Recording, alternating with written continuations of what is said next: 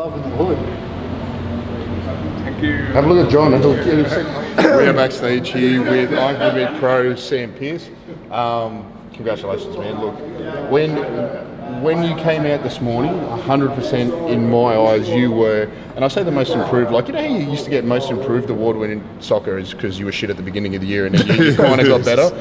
That's not the case here. You were good last year, but the improvements you've made in a year are quite dramatic. And you solidified yourself as someone who deserves to be on that pro stage, in my opinion. And you were sitting next to me, we were saying the same thing. You looked monstrous out there. Awesome. How do you feel knowing that you are up there next to Rolly now and you don't look small next to him?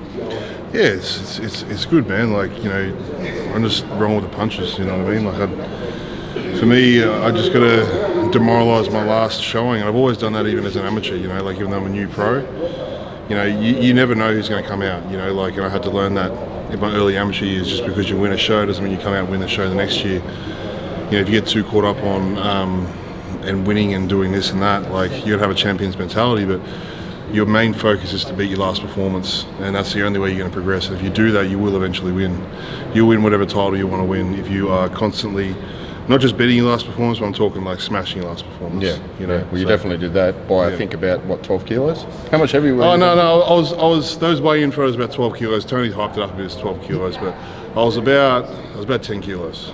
That's still That's a lot. And the thing is, I flew down here 123, so yeah, 12. That was about 13 kilos heavier than stage weight. So I lost about 3 kilos this week being here. You know, obviously. Water loading and that kind of stuff, and got me down about 120 on the dot this morning. those kilos are all in the right place. Like your back.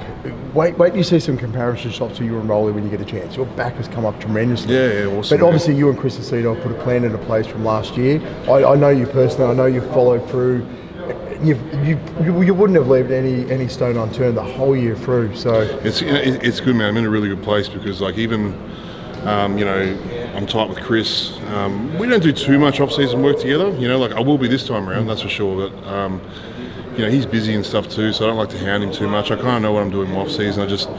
He's no different to John Davey, man. Like he's same shit. Like just old school and just fucking eat and train, man. Yeah. Like it's as basic as that. And as soon as I went more basic, things just started working that way. And it's funny, man. Like, you know, I came out of pre-judging and I'm like, oh, John, come up to my room, you know, because I knew, you know, I wanted to get his take on it because I knew he has the same eye as Chris. And same thing, we just kind of rolled in after pre-judging, had my typical, Chris said the same thing as what John said, just have a sodium meal with a bit more fat and carbs in it. Started to fade away at pre-judging a little bit and come back strong for the finals, you know. So we did the same thing in off-season. I just caught up with John here and there. He'd just check up on me, make sure everything's all good, you know. He knows I'm working with Chris, but it's, you got that I still think you got to have that face-to-face eye. You know what I mean? Like, yeah. And he's been in your corner for a long time too. So he knows your body. He knows how it works. And he's not the type of guy that's going to play smoke up your ass. Yeah, well, that's it, man. You know we all know that personally. If you're 110%. You know what I mean? Like he's someone. You know, he's doing his thing now. You know, like world gyms and everything like that. But he's still on my team. You know what I mean? He's still that person. I want him to know that, you know, I go to, you know, when I need help. Yeah. You go to Indianapolis after this, don't you? End of the month? Is that still in the cards? I got Indianapolis in 2 weeks. Yep. So, to be honest, I'm waiting for the call tonight. Not to sound like a sore loser or anything, but I'm not going over there just to make up numbers. Yep. You know, I've got 10, 15 grand put aside, but I could be putting that back in my business. You know what I mean? So, I got to be realistic. I got to look at things like, you know, as a pro now, you do have to pick and choose your shows. You know, you got to do it right. Like Aaron did it right 2 weeks ago. You know, he picked a show. You know, he went out and won his pro debut. Like now he gets to the Olympia. That's what we're all trying to do. You know what I mean? So I got to look in that way too. I got to look and say, what's the best option for me? Is it really going to Indianapolis, or I'm looking at either that or in 12 to 14 weeks it's the Cali and Toronto. That's right. Yep. They're back to back over there, which I wouldn't mind doing 2 shows back to back to see how I feel. Chris wants me to compete again.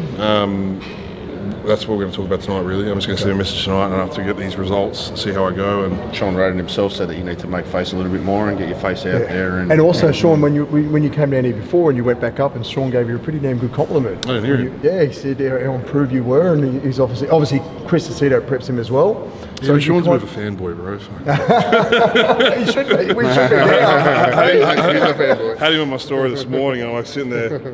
Had him on selfie. I'm like shaking. I'm like, oh look at this fanboy. But I'm like sitting there, oh, Sean right. It's pretty cool. Just trying to play cool, you know. But yeah, I'm always just trying to play cool. So yeah, That's awesome. Yeah. Good work, bro. Look, man, congrats. Thanks, boys. I've got you in the top 5. You probably, from those call-outs, look like you'd be the second highest placed Aussie behind Josh, but make massive improvements. And yeah, I mean, if I get a top 6 tonight, in my head I'm going to pack it up and do Indy. Yep. If I don't, it's not that I'm a sore loser or anything. I just think, you know, you've been strategic. You've been smart.